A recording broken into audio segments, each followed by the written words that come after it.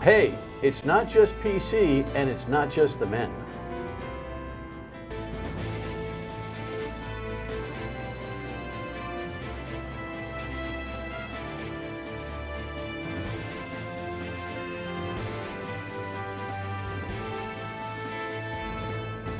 The Dan Yorke State of Mind program is brought to you in part by Lookout Rhode Island and Takeo Comfort Solutions.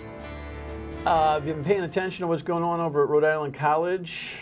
There's a lot of emphasis at Rick these days. The governor is very bullish on growing Rick's profile with all sorts of efforts on cybersecurity and just really investing in the academia. And I've always said, and I've been saying this for decades now, that Rick is one of the best investments in college education that you can find because of the cost per pupil and return on investment depending on the major that you're interested in, and the majors are growing. But they've always had an excellent culture for athletics, going way back, in my time, way back to a very good friend of mine, Bob Walsh, who was the head coach of the men's team there, and who really kind of established a basketball legacy. He's part of the Hall of Fame and now coaches on Patino's bench at St. John's.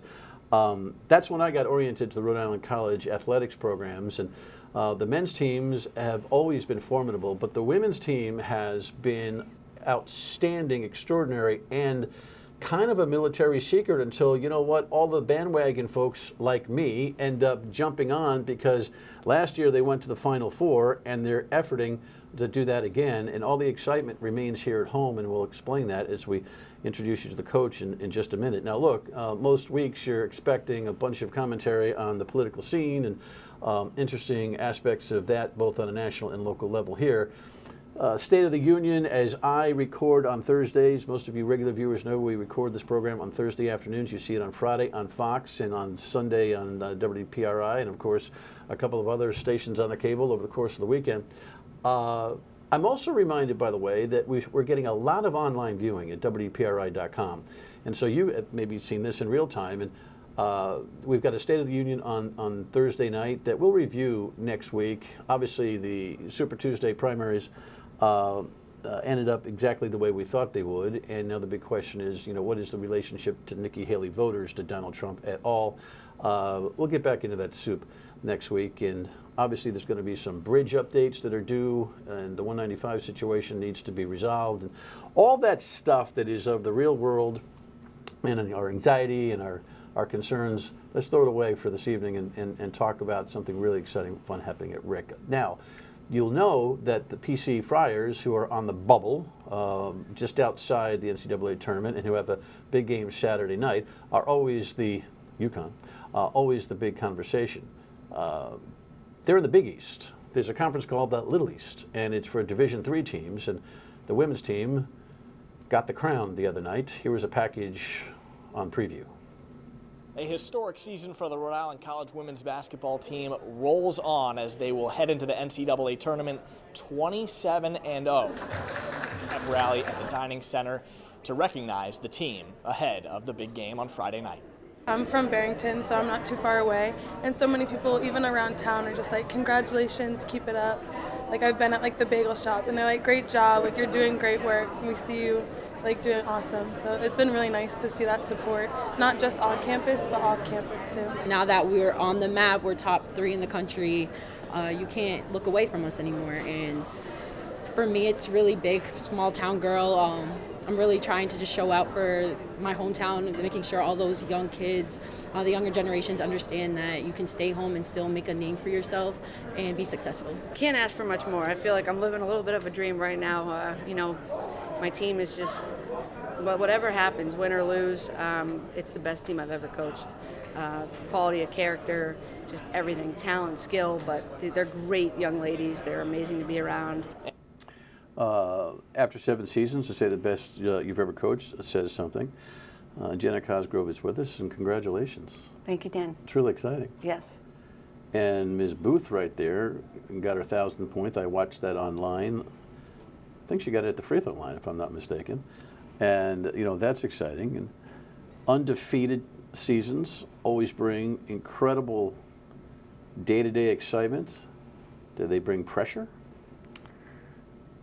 Yes and no. I think they've embraced the pressure that comes with now being the Goliath instead of the underdog. We were the underdog last year. Got the big target on your back, right? Yep, yep. So, but I don't think they see it that way. I still think that they have a chip and really want to get back to where we were last year and prove that we can get to the national game.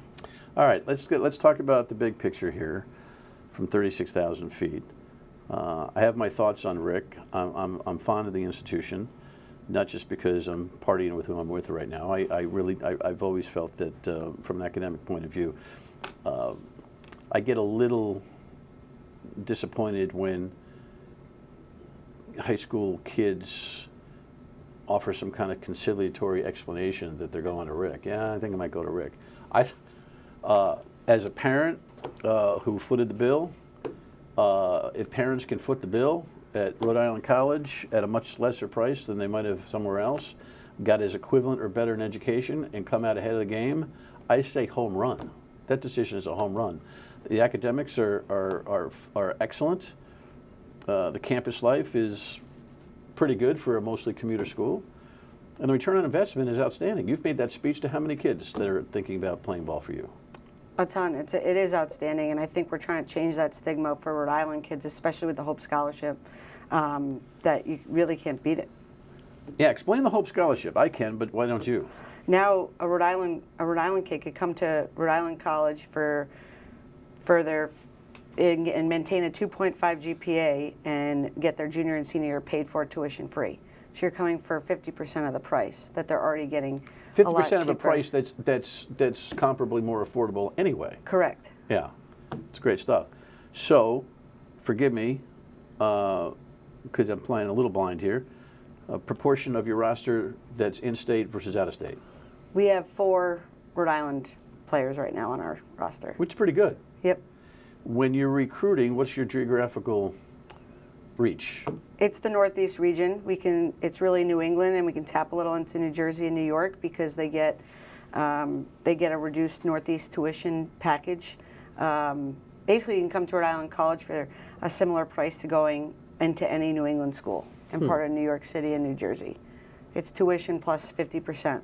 So we really don't have to tap too far out of it because you can get an incredible education for an affordable price, but also go outside of your state. Sure. How many of your athletes, student athletes, are recruited or just ask you to come play? Well, now they're all recruited.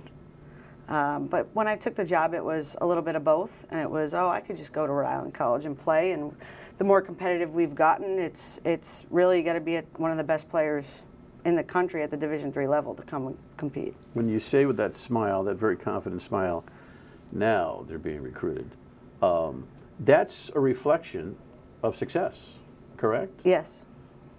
Success that you need to maintain for the program, for your own resume, success that now is expected at the school, and now you have an opportunity within that whole Division III world, I'm guessing, to kind of flaunt the opportunities. Kids want to play for winners, right? Right. That's the goal, and that's it's kind of the beauty of where our program's gotten to in the last couple of years. So, what is the speech in the living room in front of the parents and the kids to go to Rhode Island College and play for the women's basketball team? Well, you come and I think the experience that they're getting as a student athlete is just as good as any experience. I think they'll remember the basketball for the rest of their lives, but they're going to get a great education and come out with little or no debt, and play in front of a hometown feel. I mean, they're going to experience that this weekend. I think the experience of just getting the whole state behind you, being a big name, our four athletes from Rhode Island aren't going to get anything better than the experience that they're getting this weekend. If you've never been to a basketball game at Rick, you're missing something because, what's the capacity? 2,000, 3,000, 2,500, maybe 3,000? And as you see at the video right here, on one side there are actual seats, on the other side are bleachers. It's a place that I'm incredibly familiar with, not only with the men's team following that I did back when I was hanging out with Coach Walsh, but I call the radio games in the postseason, and will actually Monday and Tuesday night at Rick for the for the Credit Union Open Championships. And the place packs, and when the place packs, It's a zoo. Yeah. Right? Yeah, it's and electric. And you're seeing that feel. Oh, yeah. Wasn't that way when you started, I bet? No. Kind of an empty cavern, right? Yes. How has that progressed in terms of attendance over the course of the years and or the season? Oh, it filtered from last year. We were playing local. At Babson was the Sweet 16 and Elite 8, just about 45 minutes away, and we had almost a hometown crowd compared to the Babson fans. And then again at Trinity for the Final Four, Trinity College in Hartford, and we hosted Tufts, which was a top 25 team in the country, our home opener, and it was packed. And then it just trickled down. I mean, I've never felt an environment like I felt at the Murray Center with our kids at our LEC championship game, and then this past weekend. The true test of a program is not only that it actually grows with its own home crowd, but that the crowd travels. Yeah. So you're experiencing that now. Yeah. You got a gang out there, and it's not just moms and dads, right? Right. Yeah, it's students too. It's students. I think it's high school students. It's the community. It's all of Rhode Island, really. You got to win to get that. Yep. You think a lot about that? I mean, here you're on the television show. Honestly, if you guys were 15 and 15 and just having one of those kind of seasons, you wouldn't be on my list. I got to be intellectually honest about it. It's a bandwagon interview. Yeah. We're proud of you because you're the local team done good, but it must be kind of interesting to have that perspective. Coaching 7 years, picking up this momentum, establishing such success, going to the Final Four last year, being undefeated this year, hosting the semifinals, well, actually the regionals, semifinals and finals at Rick this weekend, Friday and Saturday night, and just to see that whole kind of thing grow and develop, and now your request for interview type of thing. What is that? I feel honored. Do you? I do. I feel honored. I feel sometimes I feel like I'm living a little bit of a dream. The fact that I try and tell the kids to be able to host. We're one of 4 teams left in the whole country that are hosting out of 16. Is out of 422 Division III teams in the country. We're hosting is it's a dream. It's a dream come true. All right, when we come back, we'll talk a little bit more about what to expect, in this tournament run. And then there's this little sidebar story that you may have heard about with Coach. Talk about adding to the pressure. We'll be right back.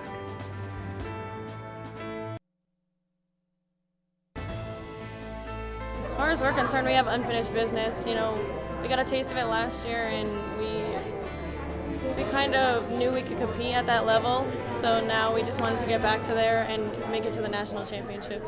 And it's really exciting. So let's explain what's happening, especially for you folks who are watching online at WPRI.com prior to Friday. If you're seeing this game Friday, you still have time, perhaps, I don't know, you might have to scalp a ticket, for heaven's sake, to get into the Murray Center at Rhode Island College for a final that we hope that Rhode Island College is in. I don't want to spook anything. You don't like to get ahead of yourself, I'm sure, no matter how well the season is going. But you are undefeated. You win the Big East, Little East Championship handily at home a week ago, and now you've won 2 games in the NCAA tournament. You're a top seed in your bracket, which in the Division III category allows you to continue to host, correct? Mm-hmm. So the top seed continues to host until you go to the Final Four, which is in Columbus, Ohio, yes? Yes. So you have the regional championship here, which is really the final 16 in the tournament, and you've got a semifinal on Friday night. You'll play the second game, right, at 7:30? Yep. And the final game will be on Saturday at 7:30. I found out today, I was actually over at Rick for other reasons, and I found out there's a 24-hour rule, right? You can't play the final until until the start of the first game on the night before. Yep. That's exciting. Yes. To host the regional final. Is hosting and coaching and playing additional pressure, or just a great benefit because you don't have to travel? It's a great benefit. We were the road warriors last year, and I think it gets tiring. It's very tough with academics and class schedules. Myself, I'm 37 weeks pregnant, so it's a dream come you true. just spoiled the whole third segment. That was hanging. That was the hanging Chad in this interview. You're out. No. Okay. All right, we'll get to that. Let's forget she said that. We'll get to that in the next segment. But yeah, sure. I mean, right? You got all of that going on. Yeah. Whew, deep breath. Yeah. So it's wonderful. You to did a be good job. hosting. You were black, and you're tucked in You're kind of tucked in. Well, you know what? We'll let you pull out in the final segment so we see the evidence of the story. But it has got to be a relief in some ways not to have to run around the country to try to get to this national championship. We should talk about women's basketball in general. Obviously, UConn in the region has set the bar for the entire country at such a high level with Gina Auriemma. Well, let's not forget what's happened at URI and Tammy Reese and what she's built down there. I'm guessing you and she have a good relationship and kind of have some simpatico back and forth about the programs. Yeah, she just actually congratulated us on my on Facebook, on social media, and she's done a terrific job there. Yeah. What's the difference between Division I and Division II and III competitive capability? It's just different. I was actually in the Atlantic 10 at Fordham for 7 years before I got the head job at Rhode Island College. And the A10 is a great conference. It's a basketball-dominated conference, but the travel's a lot different. Sure. Obviously, scholarships, and just that you can really work with your players more year-round. In my judgment, the difference between Division III, II, and I in the men, and of course, you know, I follow that a lot as the public address announcer at URI, and just being kind of a sports junkie. Seems to me it has a lot to do with the bigs, as you say, sometimes. I mean, the guard play can be comparable, and you can find a guard play in Division III that's actually could play in the Atlantic 10 Division I. But it, on the men's side, at least, it seems to be that 3, 4, and 5 position, they get bigger and bigger, depending on the conference. True in women as well? Yeah, they're hard to come by. Division III, really good Division III bigs are hard to come by because if they're really good, they're going higher. And a big is defined as what in Division III? How tall is a young woman have to be considered a big? Like 6'1", 6. Yeah, I mean, you're really not. 6'2" is hard to come by because they're probably going higher. Sure. Skill level, comparable. Comparable. I mean, you got to find a diamond in the rough to get a really good big. We have one. Confident that we have one, and I think we got lucky. And she is? Angelina Nardolillo. Okay. And we're playing the best rebounder in the country in Division III on Friday night. So she's a little steal for Washington and Lee. Okay. So they're well scouted. Yeah. What do you do to scout these teams that are across the country that don't get a lot of national media prominence? We they get film? Are you allowed to get film? Oh yeah, yeah. We have all their film, and we'll be very prepared and see what happens. Confident going in? Yes, confident in this team that I have. Because? They play with such toughness, such grit. I think there's a lot of confidence going into the tournament because of last year's experience. A lot of returners, a lot of veterans. They're ready. All right. When we come back, the other story. Stay with us.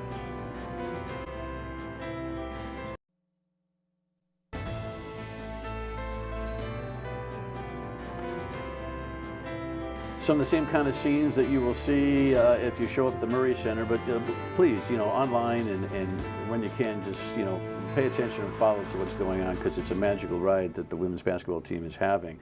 And a magical ride that Jenna Cosgrove, their 7-year head coach, is having personally. What? Actually, I don't know what the politically correct thing is to say or not when it comes to a woman's pregnancy and whether you're showing or not, but you look like you're in pretty good shape. You've been hiding. If you push back, you'll see a little bit of the evidence, but you are ready to go. Yes. What up with that? Timing is everything? Yeah, I can tell you that March could probably be one of the best years or months of my life. Sure. 2024. I mean, I'm experiencing it with my team. I'm doing 2 weeks.